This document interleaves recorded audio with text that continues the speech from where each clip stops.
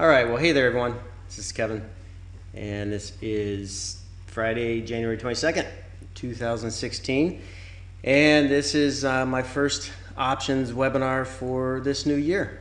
New website's out, and we're just so thrilled and so excited and so happy that you guys are enjoying the new format.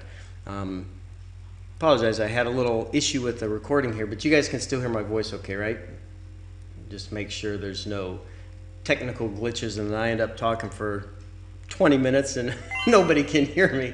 Okay, super, great. Yeah, so these webinars that I will do are they're gonna follow pretty similar formats week in, week out. I'll have highlighted topics that I want to talk about, and I'll take, I don't know, maybe 10 or 15 minutes and go over something that I've been thinking about or something that I think is important, and I'll just share that with you, and we'll talk about trades, we'll look at the market in general, and really, guys, I'm just here for you. There's a handful of familiar names that I see in here that have been coming to the webinars from last year that I've been doing, and guys, I'm here for you. So any questions that you have, I just really want to take an extra minute and just emphasize, go slow and just try your hardest not to get overwhelmed.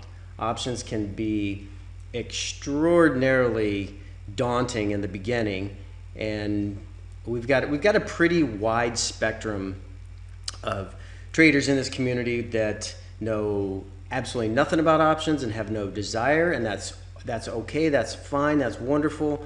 And then we've got traders that know a little bit of something, and we've got some very skilled, advanced level options traders in here. So my job really is to not overwhelm you and just share with you how I trade options and how I view the markets.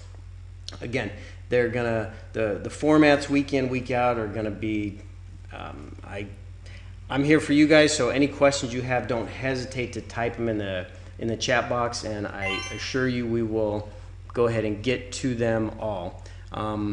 So that's pretty much all I really wanted to say in the beginning here. Today I'm going to talk mostly about finding your edge trading options and how we're going to use the probabilities. I sent out a couple of trade ideas already, and one was a big fat loser, and the other one is still going strong and should turn out to be a pretty decent winner.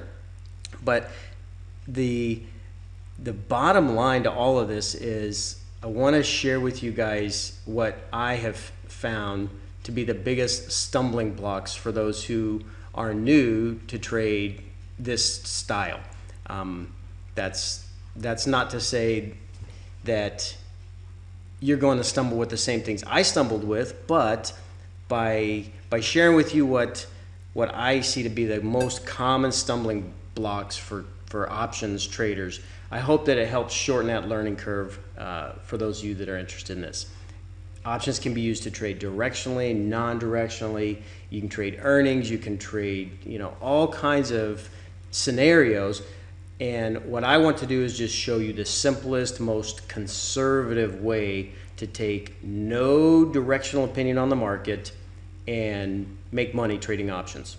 Now, you can also take some directional trades, and we have some amazing price action readers in this community that I have no doubt are going to be able to take some of this information and absolutely run with it. But my job, really, I view it as I just want to share my experiences with you, talk to you from a real world perspective. I'm not a professional educator. I'm a trader. I'm a nurse. I just enjoy doing this, and I have a passion for helping people. So let's go ahead and just get started. And guys, again, if we have any glitches, you can see my mouse moving, correct?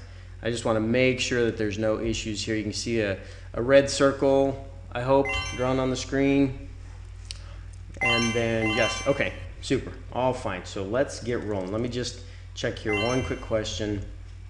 Bam says, as a test demo on the live trade idea in the SPY. I rolled the lower strike down a couple, collected $1.50 or so, and by the end of the day, because of the end of day rally, I was able to close at break even or better. What did I do by doing that? Okay, Bam, remind me, and I will come back to that, and I will absolutely address that, because there were some good questions that came up in the forums and also in the comment box on the on that idea. So what I'll do is I'll talk for first probably 15 or 20 minutes, just sharing with you guys what I'm thinking about.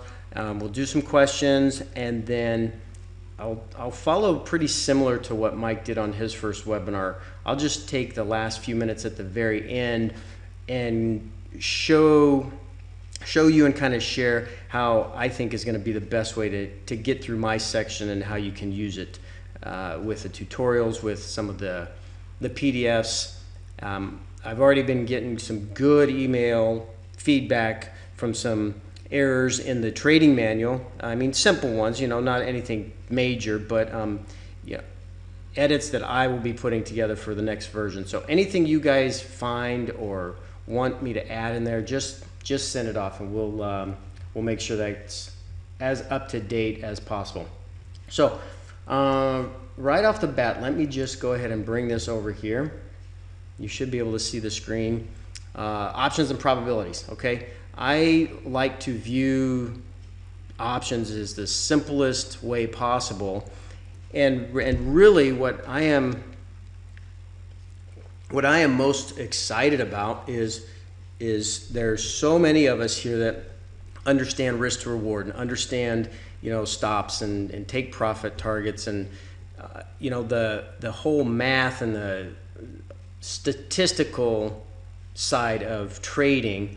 For the most part of it, traders are these left brain sided thinkers that are very logic based, very if-then statement analysis. I mean, you know, that's just the facts of the majority of options traders that I interact with are either they're either in the medical field, they are pilots, they are physicians, they're, you know, these kind of math and science based level thinkers that are very, very beneficial to have those traits. However, you also need to have that ability to view this as options trading is going to be part science and math and part art form, right? I mean, we're going to have to develop the edge by practice, by consistency, by trading on demo until you have that confidence knowing what it is that you're trading, so that you don't open up your first live trade and get your face ripped off and lose half of your account, right? So I like to start, I think it's important to start this very first webinar out talking just about the probabilities and the math and the edge and why I think that's so important. And please just, again, send out some questions as it maybe triggers some thought. My main goal is to just keep this very, very simple. I put this slide in every single presentation I do, and I think it's important because really options are very complex, can be very complicated. There's a lot of new terminology, there's definitions, there's vocabulary, and let's be honest, it's going to take a little bit more work on your part to kind of get through that and to understand, you know, when we start talking about strike prices and expirations and risk profile graphs, I mean, a lot of new things that for some of you, it may be the first time you've ever heard some of these terms. And I don't want to make it so complicated that you just throw your hands up and you're like, yeah, well, you know, screw it. That's not worth my time. It is absolutely going to be worth your time. And I fully believe that those of you who are willing to put in the time with this, 6 months, 12 months, it's going to take some of you maybe 5 years. I don't know. But the effort that you put into this will absolutely pay yourself, you know, pay you back. But we got to keep things very simple so that it's easy to follow the thought process. So right off the bat, I'm going to just kind of piggyback a little bit off of several posts that have been in Jim's threads, what he's been talking a lot about, because this is what everything hinges on, guys. This is so pivotal to accept, and especially for currency and futures traders, you have access to a 24-hour-a-day casino if you want, and to be able to understand that if we're going to be a trader, if we're going to call ourselves traders, well, then yes, we're buying and selling, but we also need to understand that there is a huge emotional component to anytime you talk to anybody about money and how that impacts you, whether that's a little bit, whether that's a lot. And if we're coming at this already with that confused mindset of, I don't really know if I'm a gambler, if I'm a trader, it's going to just make things so much more difficult. So if we focus more on this as you're a trader, this is a business, you're disciplined, you're structured, you're going to put maximum effort into this, and we can accept that, some people just can't make that, they can't bridge that gap. Well, that's a great place to start, because then when you accept, all right, you know what, I am a trader. I'm a trader. I'm going to view this as a business. I'm going to carve out certain hours of a week to devote myself to study. I mean, it's no different than a university level course, right? Where you're expected to be there so many hours a day or a week, or you get graded on exams and quizzes and things like that. So if we can keep things in that structured, disciplined approach in as simple of a format as possible, well, guess what? Then we can determine, you know what, man, I have a lot of gambling tendencies, and so I have to be aware of that, so that when I find myself putting on too big of a position or too big of a trade for my account size, well, then I can ratchet that back a little bit quicker, so that the market turns against me.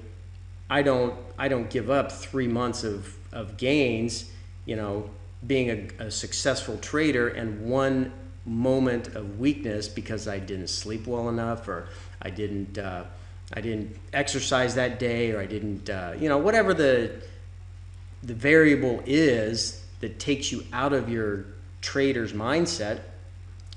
I probably think more often than not, I know for me personally, I will tend to sometimes default back to that little bit of gambler's mentality, right? I mean, I'm just being honest, guys. That's the reality of it. So, we really got to address that first off, right off the bat. And so we can all learn the mechanics and the vocabulary and the terminology of what it takes to be an options trader. But if we're still gambling away and not really thinking about how important this is, doesn't matter if it's options or futures or currencies. I mean, we really got to get that under control. So being a nurse, I'm a medical guy, and I just want to talk for a second. I promise you this is not going to get stupid crazy or anything, but this is why the emotions that we bring to the table when we trade are so relevant to have just a quick couple-minute conversation about, all right? Because this limbic system that we have in our body and in our skulls, the amygdala that sits, it's a little almond-shaped organ that sits underneath the, skull, that really kind of controls a lot more than you realize and recognize. So, we have to understand, and we have to at least be aware of that. And if that is what drives a lot of our fight or flight mentality, right? I mean, we've got that epinephrine and norepinephrine that's released in our body. If we're in a moment, if we're walking down our street and all of a sudden a 500-pound lion is chasing after us, what's going to happen? Instantaneously, your heart rate's going to elevate, your pupils are going to dilate, all your blood is going to constrict to your core organs, and you're going to run to get away from it. That is an emotional response. You cannot physically control that. And so that's that's developed and that originates from this limbic system in your body, in your head, in your skull, and it's, I mean, that's a fact. That's anatomy. That's pathophysiology. And so during, say, a trade that's gone bad, you've just quick willy-nilly thrown a trade on because you read about it or you thought about it or you wanted to, you haven't had a trade for a couple weeks, and so it's time to get something on, and you didn't really think through the plan, or you didn't really plan anything. You really didn't have any idea what you're going to do management-wise, and it starts going bad against you. It is causing, and it will cause, an emotional response in your body. I mean, we can all agree on that, I think, if we've been trading longer than a couple of weeks. We've all experienced it. We've all felt it, and that's when this uncertainty and this fear comes into the picture, and we have to understand where that comes from. Because if we can recognize that, and we can accept it, then guess what? Then the next step is, all right, well, now what do we do about that?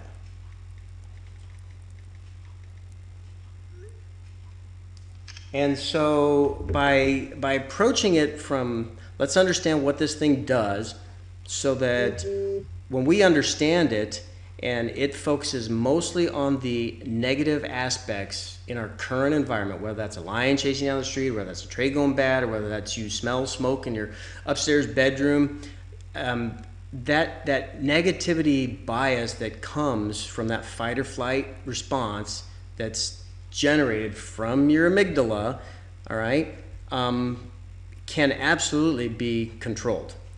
And I'll tell you, the way you control that is by recognizing that it's primarily a negative biased organ, meaning it's going to respond in a nanosecond when something negative is occurring to you, and it floods your body with hormones that change your emotions, right? I mean, it changes your thought process from being very structured and very logical and very rational to irrational, and just, maybe it turns you into a crazy lunatic. I don't know. But the ability for it to cause and elicit a response from something negative is what keeps you alive and what kept us alive hundreds and thousands of years ago, right? And we've just developed to a much more civilized society, but that little almond-shaped organ's still in our body, and it's still operating exactly the same way as it did so long ago. So if you have something positive that occurs to you, well, it takes a lot longer for you to recognize that and be aware of it, because you don't have that intrinsic mechanism that's turning you into a fight or flight, get out of the situation, or fight to save your life type scenario. So I'm not gonna continue just blabbering about that, but I think what I want you to take away from this one little piece of information about your limbic system is we all have it. It's very powerful, and the way that you can keep it in check is by not gambling, is by keeping your trade plans predetermined or pre-written when you're getting ready to enter a trade. Why I am a huge advocate of taking screenshots, keeping a trade journal, buy Camtasia and document your trades in audio, video fashion, whatever it takes for you to make that trade plan successful and work for you. Well, do it, because the negativity that comes from your body in an emotional situation is so much quicker and so much more powerful than anything positive that you can find yourself in. Perfect example. The biggest emotion that traders struggle with is not getting out of a trade too early, or not getting out of a trade too late, or holding your stop too long. Do you want to know what the biggest, absolutely fundamental biggest thing that traders get emotional about is? That fear of missing out. All right? Everybody else is participating. Everybody else is getting a piece of this, and I missed it. Damn it, I'm an idiot. I'm a fool. How come I didn't see it? I mean, you guys see where that goes and how quickly that gets there. And so we start getting big moves in the market like have been happening recently.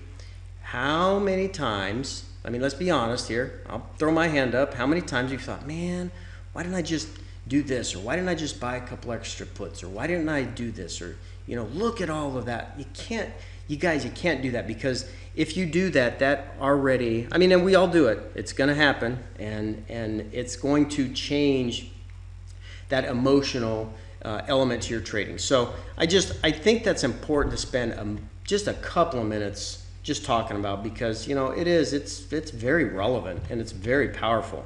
And at least if you're aware that it's there and the implications it can have to your trading, well, then maybe it helps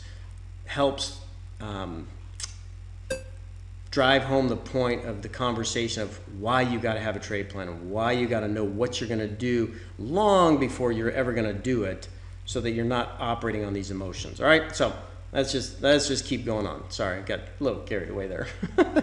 So options, they're super simple. It's math, right? It's understanding buying and selling. It's executing trades. I just put this on here because I think that too many times we think that more is better, and actually it's quite the opposite. More is just more, and it's more distraction. It might be more, I don't know. Distractions are probably the best word that I can think of, because when you have all of that going on, you're going to let other people's opinions maybe bias what it is that you want to do. And so when you can turn all that off, it lets you control what you have control over. And the only thing you have control over is you, right? I mean, it's not nobody knows what the market's going to do. We make educated guesses, and we think it might be this and it might do that. And I can watch these patterns and I can identify these zones of interest, but ultimately, really, nobody can predict anything. And if you just control what you can control, which is your emotions, your mindset, your thought process, well, then you've all of a sudden stepped into the world of, all right, well, now let's just control the simple math calculations and the statistics and the probabilities that are proven to work time and time again, and not worry about what the market's going to do. So I think that when we talk about that, options are just they're just very simple. So if we look at why I'm talking so much about probabilities, it's because we've all been into a casino. If we have gambling tendencies, we know why the casinos are the way they are, and it's all about the edge, right? It's finding that house edge, and if the house is always going to win, it's because they have that edge, right? And even if it's the smallest of small edge, the edge will always win. It's always going to overpower. Now, you might have some outliers, and you'll definitely have, fat tail events, but I want to use the illustration of, flipping a coin, right? So how can you find your edge in flipping a coin? Well, it's because if I flip a coin, it's either going to be heads or tails, so it's 50-50. There's no edge either way. But if I am flipping that coin 10 times, I might have 5 heads, 5 tails. I might have 7 heads, 3 tails. There's a chance I could have 9 heads and 1 tail, right? But if I flip that same coin 1,000,000 times, or 10 million times, or 2,000 times, that bigger data set, that bigger sample size is going to give me much smaller variation. So I don't want to say it's impossible, but I think that if I had a 10,000 flip sample size, it'd probably be highly unlikely I would have 9,000 heads and 1,000 tails, right? Maybe. I don't know, somebody can probably figure out what the odds of that are, but you know, if I had a 10 flip sample size, well, yeah, I could possibly have 9 and 1. So I want you to be thinking about that, because it really emphasizes why I talk so much about keeping your trade size small. You know, if the margin that we're putting at risk is only going to be 5% of your entire account value, if you're trading a $10,000 account and you only want to put 5% of margin ever at risk on any one trade, well, you know, that's only going to be putting a $500 trade on. And so the very next question I get is, well, if I'm only going to be risking $500 a margin, and say that I only want to take a max loss of 10 or 15% of that $500, I'm never going to grow an account, because I am only going to be making $20 or $30 or $50 a trade. Okay, but you're going to be preserving your capital, and you're going to be building this data set, or this sample size, right? So at the end of 6 months, or at the end of a year, or at the end of 2 years, if you're trading multiple strategies and multiple methods, and you're trading a couple times a week or a couple times a month, and you develop and you build that confidence, okay, that $10,000 account is probably not going to be at $10,000 forever. And when it becomes $100,000 or $200,000, all right, now all of a sudden you have confidence in your methodology, because you've taken that same trade, you've taken the same skill set in similar market conditions, and you've got a larger sample size, so that you know what are the odds of one thing happening over another. Okay, so I think that's the biggest thing that we have to address, and we have to talk about, is if we can find a methodology that gives you a positive edge. All right, and what I mean specifically by that is, if I have an edge in a trade where I know through history, or through back testing, or through live testing, that a particular strategy is going to work 8 times out of 10 consistently with a large sample size, you know, 500 or 5,000 trades, individual trades across many different market conditions, and I have a edge that gives me 7 winners for every 3 losers, okay, well, now the easy, very simple next step is, now we just construct our margins so that strike rate that is very, very positive has trades that, if we have a risk 1 to make 1, all right, great, we can even risk 1.5 to make 1.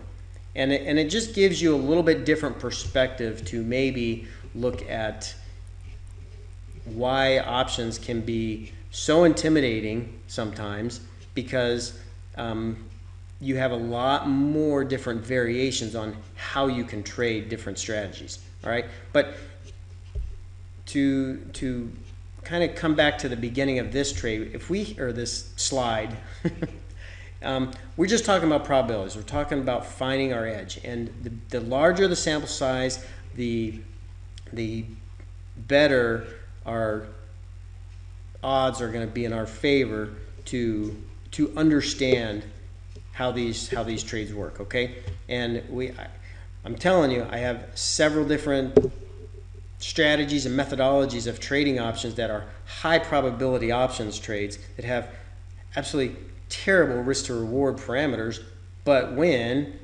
80 or 90% plus of the time. All right, so edge, right? We just want to define it real quick. We know that it's in a given set of working conditions, one higher probability of one scenario work more than the other, and we just want that edge to be in our favor, whether that's having a better risk to reward, whether that is having higher strike rate. You know, if our edge is at least greater than 50%, right? If the edge is in our favor, then we're going to make it. And then it's just how we follow through on our plan. So it's got to be realistic. It needs to be appropriate to your particular time frame. If some of us are only trading on the daily charts, or we can only execute one trade a month, that's what we have to recognize, and that's what we have to trade with. It's also got to be fit for your own unique personality. We've got what, 30 some of us in this room right here, and we're all going to have different personalities. And just because what's going to work for me does not necessarily mean it's going to work for you, but it's going to be something that you find your edge, and if you can fit it to your own personality, then it comes back to, guess what? I just have to practice it. I have to be patient with it, right? Let's understand this is probably going to take twice as long as you want, and you're probably going to make about half as much profit as you want while you're learning this.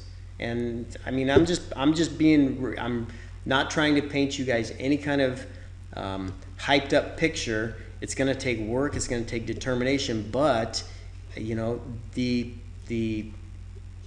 power and the ability to create ridiculous amounts of wealth with options is what gets me, I mean, really geeked up about sharing what I know to be true in the markets. All right, so lots of practice, lots of patience. You have got to be persistent with this. And lastly, you know, the 4 P's I put down there. You gotta be, you know, perseverant. You have to stay the course. It's going to get easier. It's going to get harder. It's going to get easier. It's going to get harder. You're going to learn. You're going to forget. You're going to, you know, you're going to have these many aha light bulb moments that are going to go off many, many times. So, you know, finding that consistent edge and that positive edge will help you keep those emotions in control and in check, so that, you know, you're not gambling. You're actually trading. All right. So. Underlying asset, this is again why I think it's so important.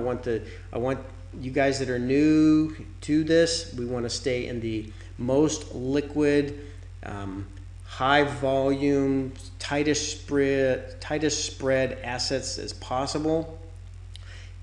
Just because I say, well, let's stay in the SPY, or let's stay in, you know, IWM, or let's stay in the big volume assets, doesn't mean you can't trade in other things. Anything that has options on it, you can trade it, but just be aware that all of these elements are going to add extra variables and extra challenges while you're trading them. And especially when you're learning, don't make it more difficult in the beginning. It's already going to be extra challenging enough. Don't make it more so. And so if you're going to trade something like I don't know, IBM or Apple, for example. Those are big blue chip companies. They have a lot of options. They have a lot of volume. Spread's pretty tight. But look at that. You've got earnings to worry about. And too many times, more than I care to share, you know, I've gotten killed on an earnings move because either I wasn't aware of the earnings, or I underestimated the move, or it was a surprise move. So take that out of the equation while you're learning. Don't even trade them things. Don't even trade anything that has earnings attached to it, or anything that can get psychotic on you and you know, all of a sudden you wake up one morning and it's lost 50% of its value, or they've just found the cancer drug, and now all of a sudden the company that got that contract is, you know, 100 times. It's not even worth the risk. So just stay away from it until you feel comfortable accepting that risk, right? And so I think these are kind of important things to understand, and why I hammer that so much in the beginning. In the bootcamp lessons, you know, I spent a couple of whole complete videos talking about this, why it's important. And you know, for those in the beginning, for you guys learning and just starting out with it, let's just make it as simple and as structured as we can. So the really, really highly liquid, high volume assets is where I'd love you to just stay at. And so that's kind of why. All right, so risk reward discussion. Why do I want to talk about that for a second? Well, because these are the various different ways that you can trade options. Let's just say that trader A you have two traders, and trader A, he has only a 20% winning strike rate, and his wins are 5R plus every single time, but he has to take a lot of 1R losers over and over and over and over again. For me, that I can't do that. That absolutely drives me bonkers. I cannot handle that kind of, drawdown. And so I accept that and I understand that. And so for me, I may be more like trader B, where I can accept a lower R profit because I have proven to myself that I can find trades that win 70, 80, 90% of the time, right? So if you understand that in the beginning, then it makes that risk to reward discussion that is inevitably going to keep happening about, well, yeah, but you're putting $500 in margin at risk and you're only going to be making, $50. Okay, yeah, maybe. But making that $50, knowing that I could close it for a $50 loss at any point in time that I wanted to, and it gives me a 70% strike rate, all right? So the absolute risk to the potential reward is a little bit different than taking your 50 pip stop, targeting 200 or 300 pip of a profit target. And so, you just have to be honest with yourself. You have to ask yourself in the beginning which kind of a trader you're going to gravitate towards, and you will see over time through these webinars, I'm going to share many different types of risk to reward scenarios where we're going to risk 1 to try and make 20. We're going to risk 20 to try and make 1. And there's going to be a variety of everything, so that if you are that trader A that, you can handle losing, 4 trades for every 1 winner. All right, well, you know what? We probably have something that's going to fit your bill that you're gonna absolutely latch onto and run with. But you're not going to know if you don't get exposed to all the different types of trades and methods. All right. So we'll just go back to that real quick. We're trading on probabilities, not profits. I want you guys just small position size over and over. I'd rather have you do 50 small sizes and 50 small trade sizes instead of 5 big ones. Even though the odds are just as good that you'll win on those 5 big ones, just keep the things small when you're first starting out. All right. Find what works for you, what doesn't, for your own personality, and please don't ever put Don't jeopardize 6 months worth of profits in one trade. And I say all the time, I would rather lose money knowing I followed my plan and I traded according to what I was going to say I was going to do, than to get squiggly wiggly and then all of a sudden I'm making these wins and I can't reproduce them. I didn't follow my plan. I got caught up in the emotion. I got it's not a way to find that consistency. And that's what I want to teach you guys. I want to show you guys consistency. I want to share with you what I know works and what you can reproduce over and over and over again. And trades are going to lose. And we'll talk about the first live trade idea that I sent out. It was a loser. And guess what? If I wouldn't have closed it, it'd be a winner right now. I'm okay with that, because I know that I followed my plan, and had I broken my plan and said, well, I said I was going to do this if it got under 185, it got a 1 under 185, and it could have just as easily continued on down. All right, well, you know what that does?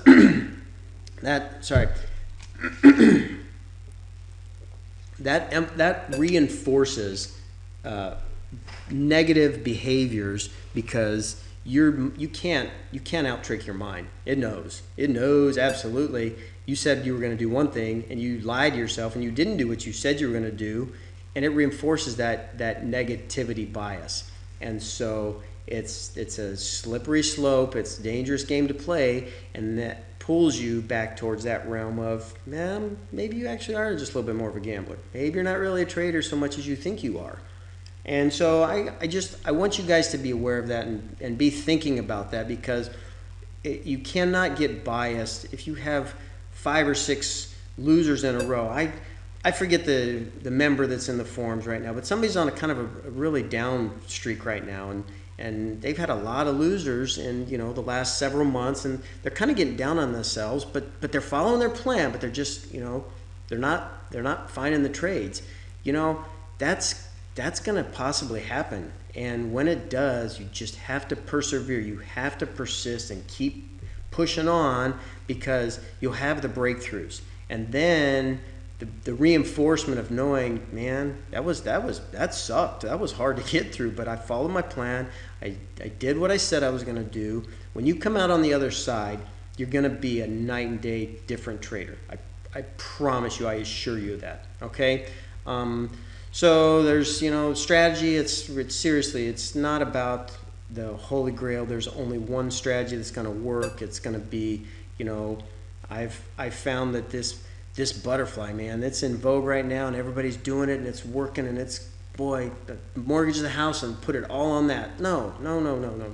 It's one of many different strategies that will work, and it's about you, and it's about how you can manage the strategy and how you can keep your ego and yourself in check, so that while you're learning these different strategies, you'll find one that kind of just talks to you a little bit better or a little bit easier than another, and then you can lean into that one and build the money management skills and the risk management skills and the strategy specific skills.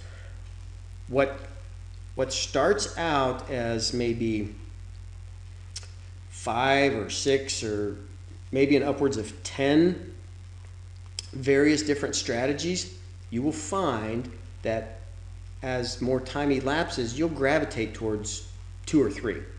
And you might ultimately only find one that you trade over and over and over and over again, but you're not gonna be able to figure out which is that 1 or 2 or 3 types of strategies that you deploy until you trade all of them, right? And we trade all of them on demo and in paper and small, so that you can see how they all perform. I hope that makes sense. But this is why options traders this is why traders in general are going to fail, because you're not following your plan.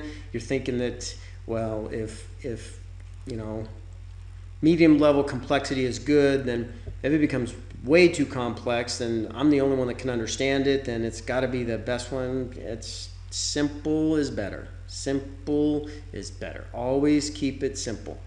If you can't explain to somebody, go out in your street, in your driveway, and grab your next door neighbor who is maybe nothing to do with any kind of trading, and explain to them in under 10 seconds why you're about to put several hundred or several thousands of dollars on the line. And if you can't do it in a really short, condensed 10-second conversation, maybe you should rethink that. All right, maybe you should understand why it is you're willing to risk money in the market, in a market that anything can happen at any point in time, right? Why, if it's got to be so complex that you need 3 degrees to understand it, it's too difficult, it's too complicated, and you're not going to find that consistency to be able to replicate it. And then again, of course, obviously just trading too large. So that's, man, holy cow, I've been talking for 45 minutes, guys. I'm sorry. I seriously hope, I see some of you guys still here, so that's good. I've got no questions yet, so maybe nobody knows what to say, but just go slow. Take your time, be patient, understand this is going to be a process, but if we can be aware of the emotions, and we can keep this as precise and as structured and as simple as possible, that's going to put the edge in your favor greater than 95% of the traders that are out there. Because, I mean, really, let's be very candid and very honest. The majority of traders are gamblers. If you're going to be honest with yourself, a lot of biases is towards that quick buck and the flashy lights and the click the buttons and the draw the trend lines and I mean, it's really, if you're aware of that, then, you know, we find our edge and we pull ourselves out of that gambler's mentality and we begin to be traders. And so we'll just close on that. That's been my little tagline ever since I've been in this community. I think it's super, super important. You can, you know, you can anchor and hang on to something. It's going to be different for all of us, but, you know, I like these quotes, these inspirational and motivational quotes that, you know, Bruce Lee or Henry Ford, Marcus Aurelius, all these guys that you see all over the time, all over the place. Because then when you get discouraged or you get down a little bit on yourself and you're by yourself and you're in your apartment or you're in your house or you're with a couple of friends and you're, you know, trying to struggle through all of this, well, you can kind of lean on to something that maybe helps keep you centered and keeps you coming back to why you're trying to do all this anyway in the first place. So I like that. I mean, that speaks to me. That's helped me at many different times when I've had defining moments if I'm going to keep trading or just close it up and just not do it anymore. So find something that works for you, all right? And then we will just close it on that. Questions? Right. Let me just minimize that down. I have talked for 50 minutes, 46 minutes and 30 seconds. Please, somebody ask me a question, or just tell me you can still hear my voice, because I wanted to spend, you know, all of my webinars are not going to be like this, I promise you. But I think that in the very beginning, it has to be about the psychology. It has to be about the emotions. It has to be about, you know, what are your expectations? What do you want to get out of this? And for me, I think that's where the opening conversation has to begin. Is, you know, what do you want to get out of this? Why are you willing to invest your time and energy and effort to learn something that is going to be a little bit more difficult than just straight up buying or selling, you know, currencies or futures or commodities or equities? Why are you willing to spend your time to learn this? And so let's see what that does here for the chat box. I see a few of you guys typing, so we'll see what that brings up. And then if that has no questions, I will. Oh, all right, good. So we got a few questions going. All right, so. All right. Swami says, great so far. Thanks. You're welcome. Tucker says, great stuff so far. Really important. Yes, I agree. Forex says, what to look for in VIX, Greeks, with respect to price action based directional trading. Any pointers about what to look out for? In the money, near the money, out of the money, etc. Yeah, so Forex Doug, yeah, sure. Let me, I'll bring this over here, because I'm sure that you guys have seen this in some of my webinars. This is this is what I look at when I'm looking at the computer throughout the day. All right, so what I am thinking about and what I am looking at when I'm watching the market and I'm trying to execute a trade, or when I'm trying to manage a trade, really, we're looking at areas of extreme. All right, let me back up. Sorry. If you are a directional trader, you're obviously going to be looking at pivot point zones or edges of the boxing or areas to where you expect some kind of a reaction. And then if you see a reaction, so we'll just look at this one right here. This is the Russell on a weekly chart, right? I mean, look at that, guys. That's a ginormous pin bar on the weekly time frame that has violated prior swing point low. You can see the flip right here at the 1,000 level. I mean, you can see the flip back here in 2013 where resistance became support. It tested that. Prior to that, you have an obvious flipping point here, and we came down here, we tested it, and now we're fixing to close the week inside of that area. So if this is an area of interest and I want to take a directional trade, all right, well, I'm not going to take a directional short, right? I mean, we can all agree on that. If I'm going to take a directional, it's going to be a long trade. So I may either say, well, I'm going to get in now. I'm going to wait for a break of the high. I may wait for a retrace to the middle of the wick. I mean, there's all kinds of ways to play it. But if you're a directional trader, it's going to be no different utilizing options than if you're just going long or short the underlying vehicle. What options are going to add to your plate are going to be a little bit more leverage, a way to better define your risk, meaning if you're trading a futures, if you're trading this on the TF, and we look at that, well, if you don't have enough capital to trade a TF or an ES or whatever the contract is, you can use options to get a little bit more granular and put on different position sizes so that if it goes in your favor, well, you can scale out, you can begin to reduce your risk in that dynamic fashion like Mike is so skilled at teaching about.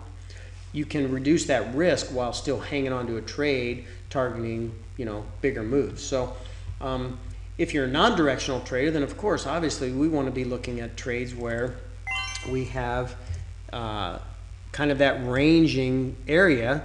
I mean, this was a great market to trade sideways ranging because we had pretty big up days, we had pretty big down days. We had weeks to where we had 2 weeks down and we had 1 week that pretty much erased all the move.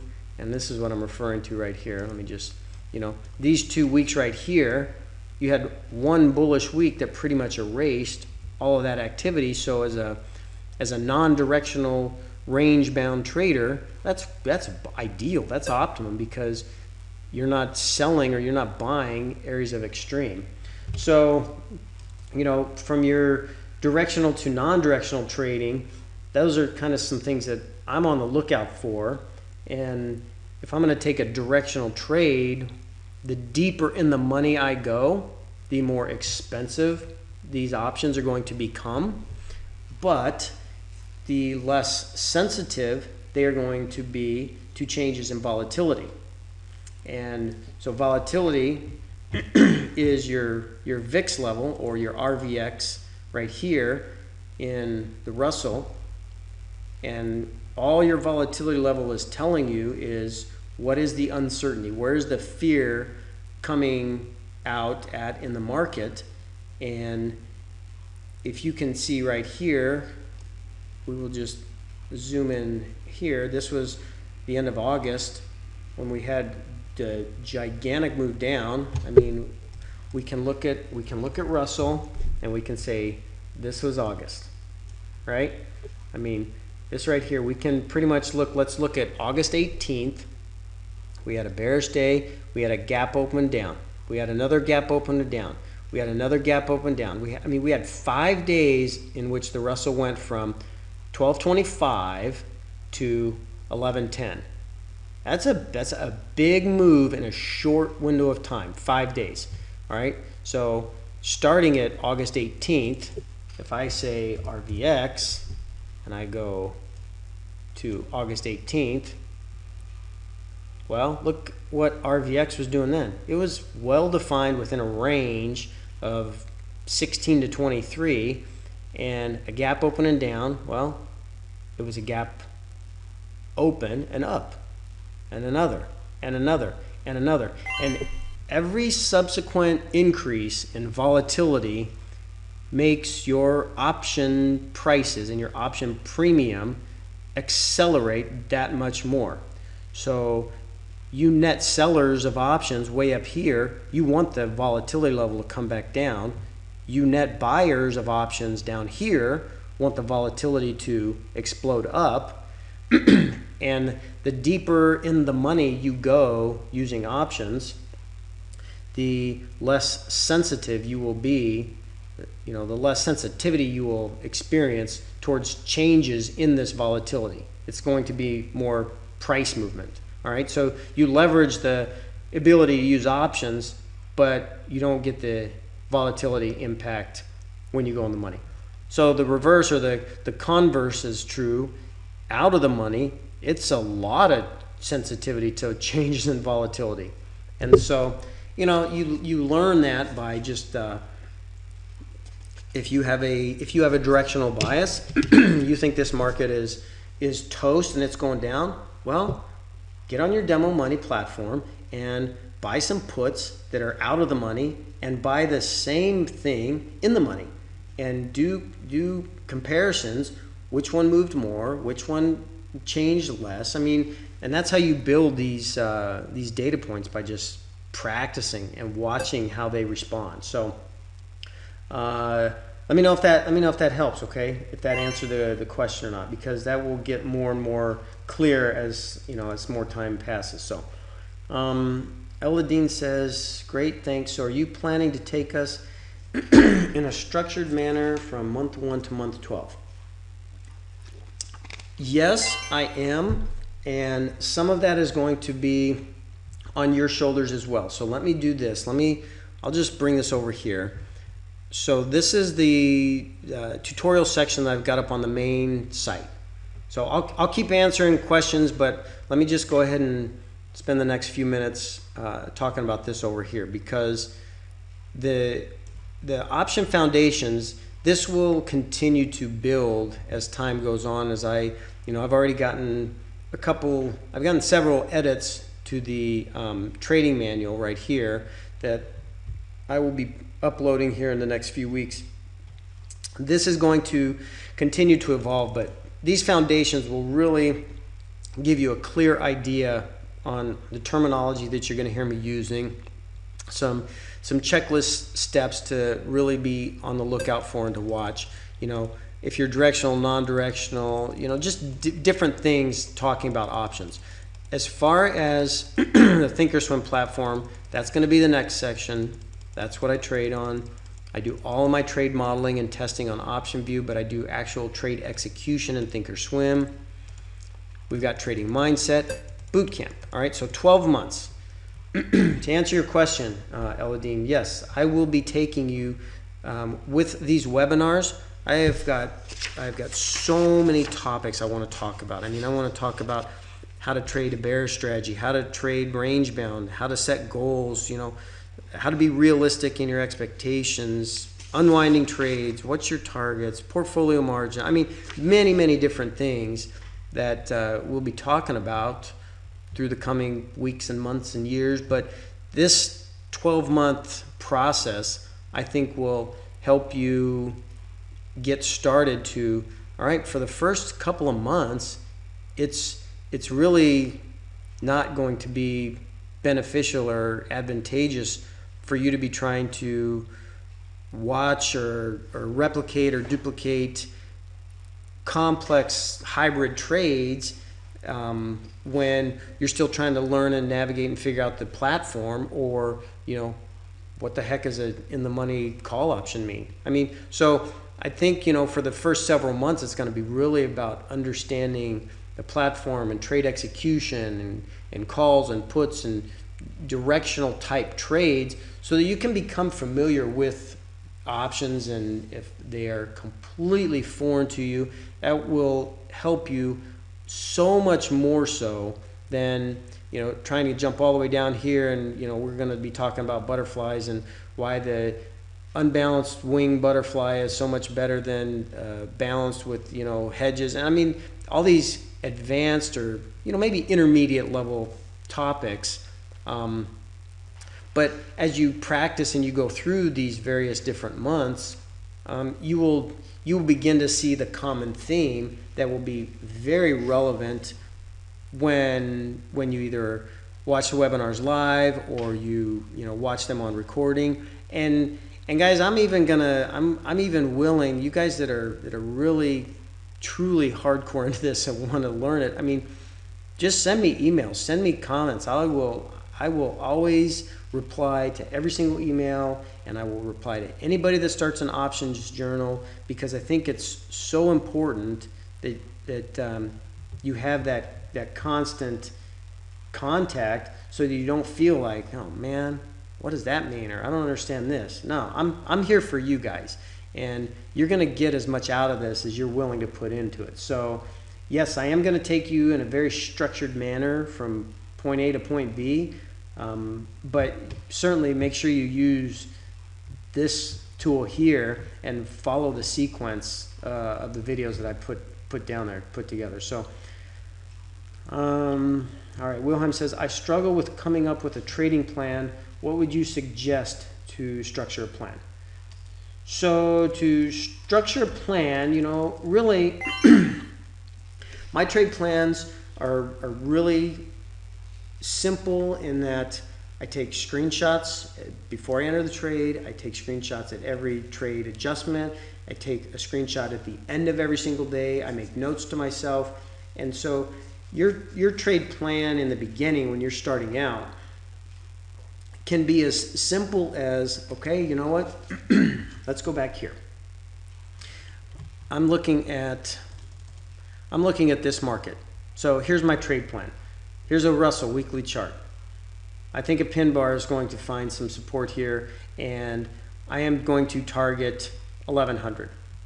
My stop is at 1000, my target's 1100. I am going to go in, and my trade plan is to buy some long calls and watch and observe if the market moves in my direction, how quickly they become profitable, what is the effective theta.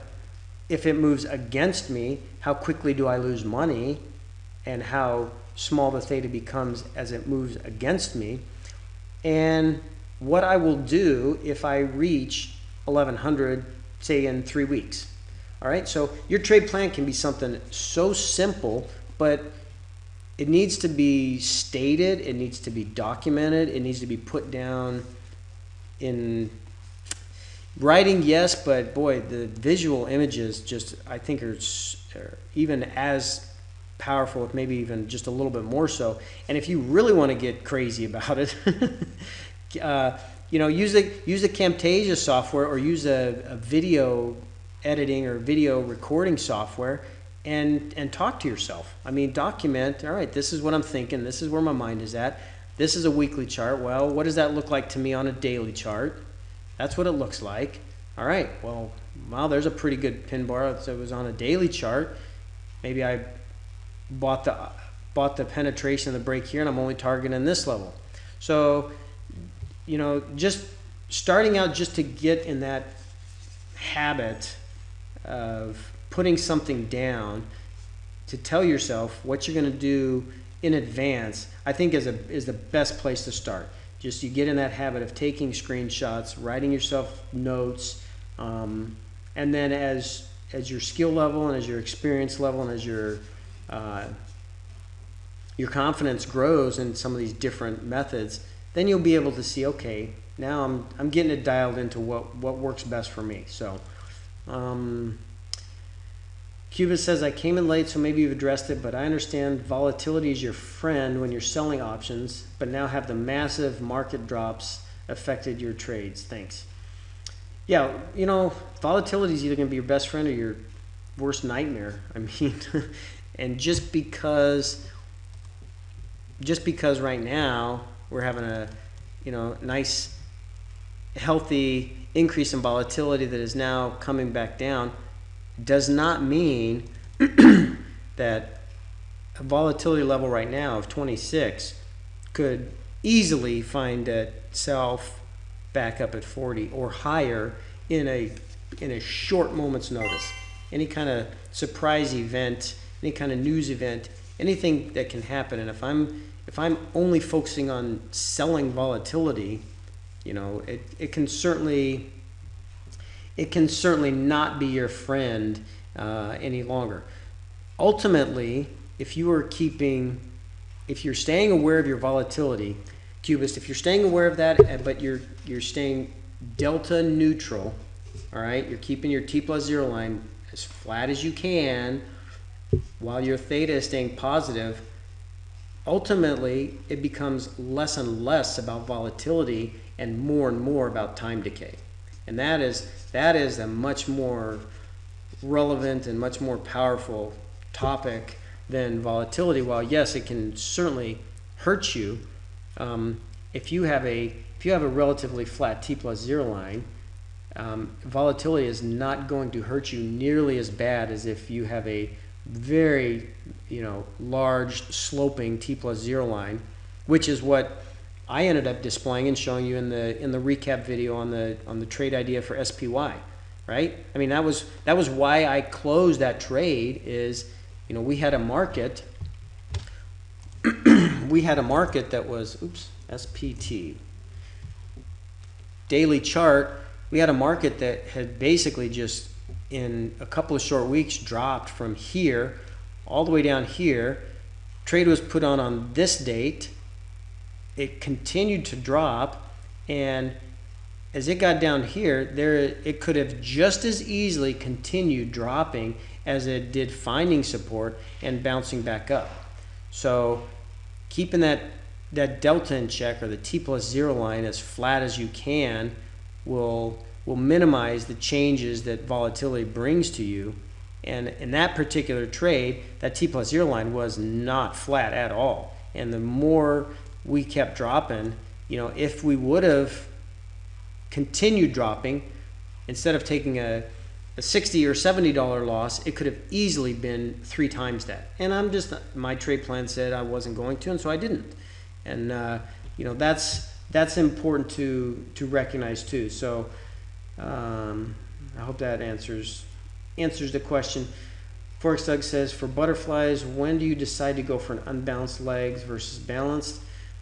Again, that's going to be experience dependent, Doug. It's going to be based upon the unbalanced butterflies are going to require a little bit more margin if you're getting charged on both sides of the wings. But again, it's always going to be coming back to, I want that T+0 line as flat as I can. And if let me just bring over this right here. I'll bring over option view for just a second. If I'm going to, let's say I'm going to go into the SPY.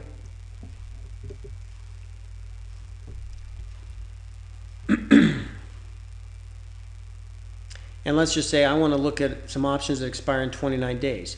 Well, if I want to put on, let's just say I'm going to put on an unbalanced one here, and I want to give it this kind of a profile look.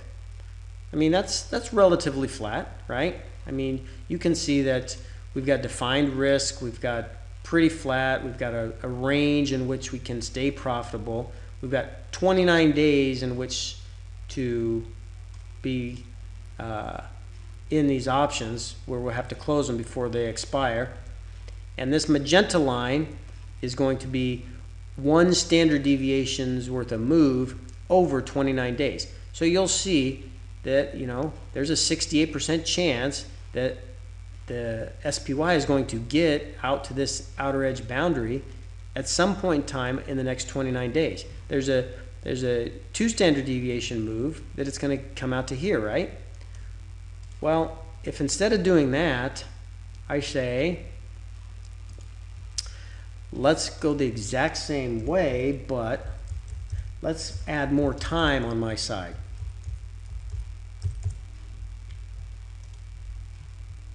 Now, I hope you can easily see, I still have defined risk, but I have a much flatter T+0 line than that one, right? I mean, that when you get out to this outer range, it begins to lose money very quickly, very rapidly with any continuation down. Versus, I've got more time on my side. Well, I can absorb and I can handle that a lot better. So this staying flat on this T+0 is really what's kind of the crux of it all and the most important thing, because that allows you to weather big market moves one way or the other while your theta is staying positive and decaying. So in terms of using a broken wing or a balanced butterfly, there's just different flavors for different traders, and you can make both of them work very successfully. For example, I could say, well, I can go like this. Let me have a very narrow window, but it's going to be balanced, and that's what it's going to let me look like. So I have just as much risk to the downside as I do the upside, but I've got a long time, 85 days till expiration, versus coming right close into expiration.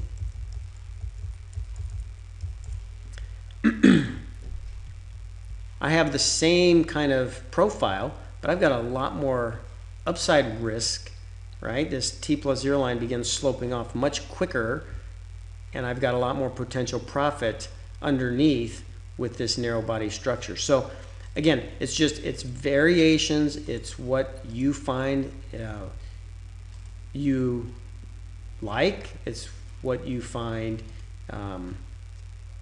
is consistently profitable, what fits your personality, and you learn that by just all the different styles and different time spent trading these. For me, I've always gravitated towards the butterflies and some of the really wide out condors.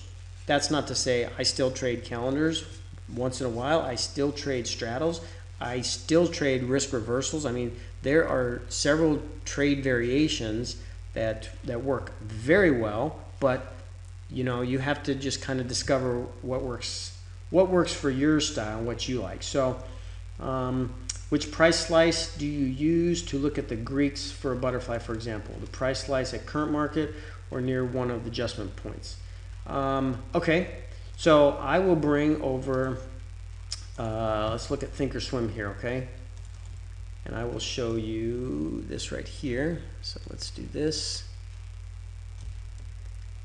Because this platform is very, very powerful, very, very good. But again, there's these little nuances that while you're still learning it will make it much easier to understand. These price slices, I think by default, they don't even display them.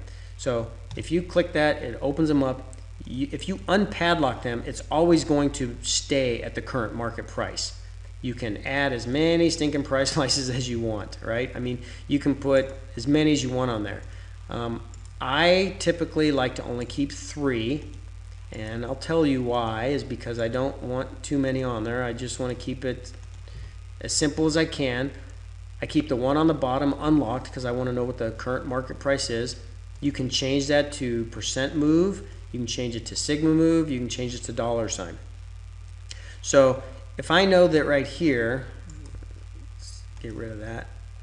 If I know that right here the SPX is at 1901, and I know that this particular trade, I have to really kind of sit up and take notice at about 1860, and I need to sit up and take notice at about 1975. Well, that's what I do as far as the price slices go on this particular trade. So this is what I'm watching, and now I can look in a quick half a second, and I can see this is where it's at. If it gets down to 1860, I'm going to be essentially at about break even on the trade.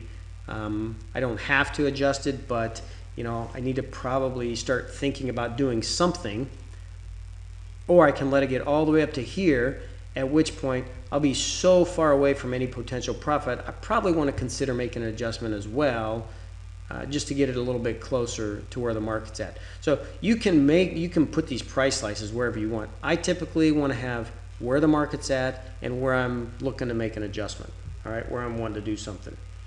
All right, great, thanks. Aladdin says thanks.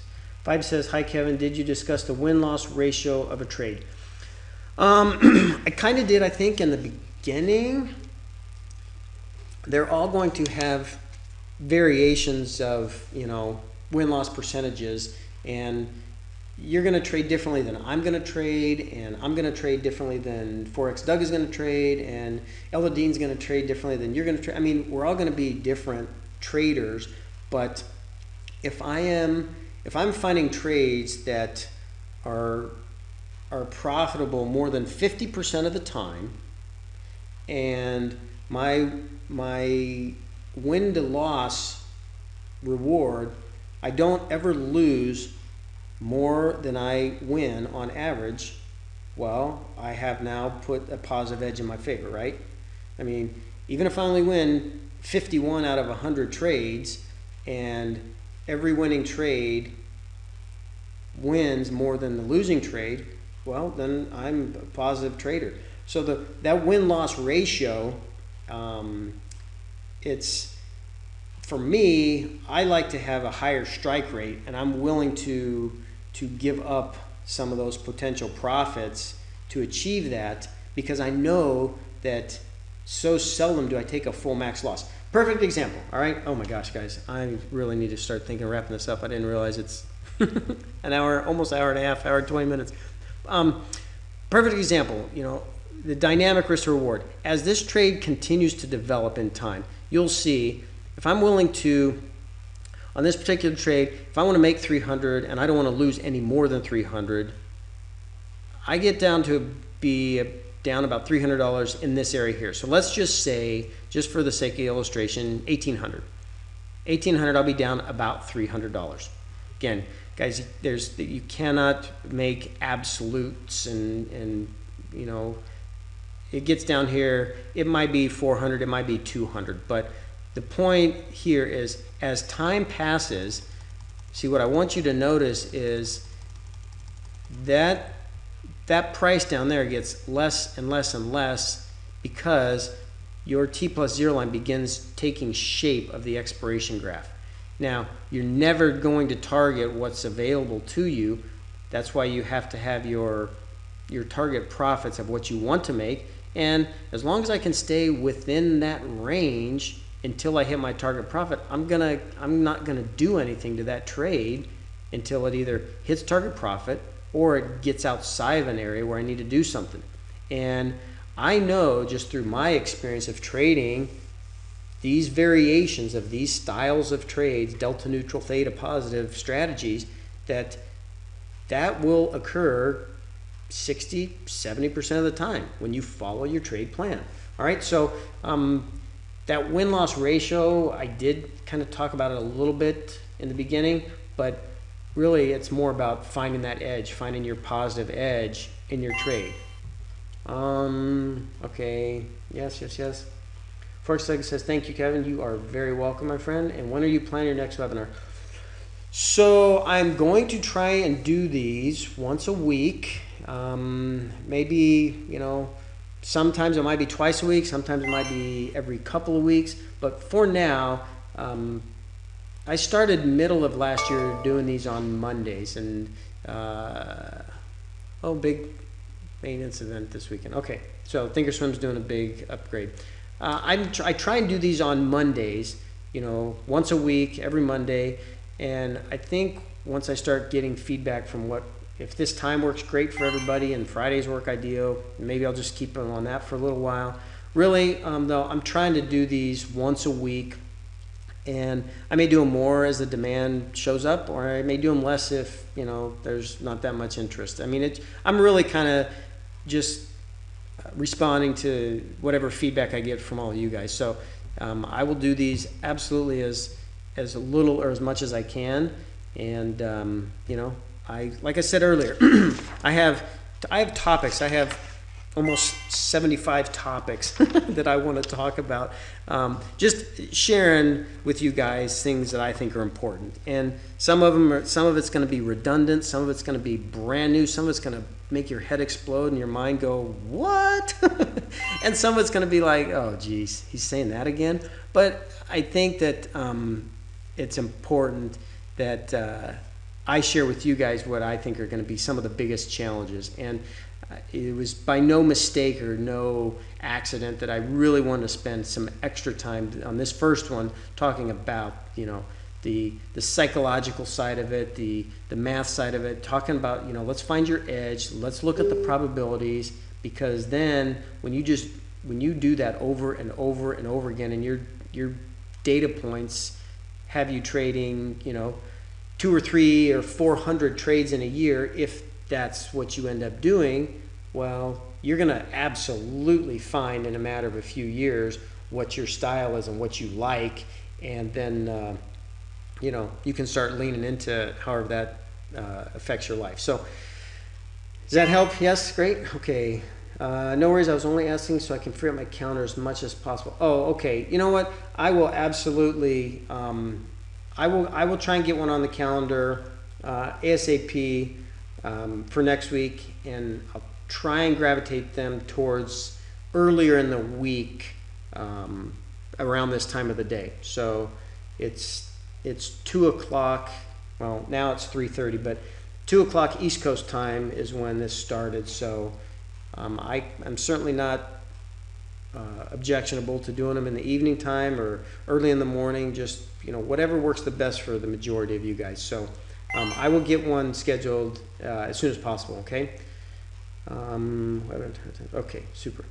So guys, that's pretty much it. I will go ahead and close it on that note. Thank you so much for taking the time out and sharing this and asking some great questions. And I'll just close on the fact of, please don't try your hardest not to let yourself get overwhelmed or intimidated. There are some new conversations and new topics and new terminology and mechanics you have to kind of get your head wrapped around, but it's going to be very fun, and I think that you guys will absolutely see the light bulb moments start going off, guys. So that's it, guys. Have a great weekend, and we will have some more coming soon. All right.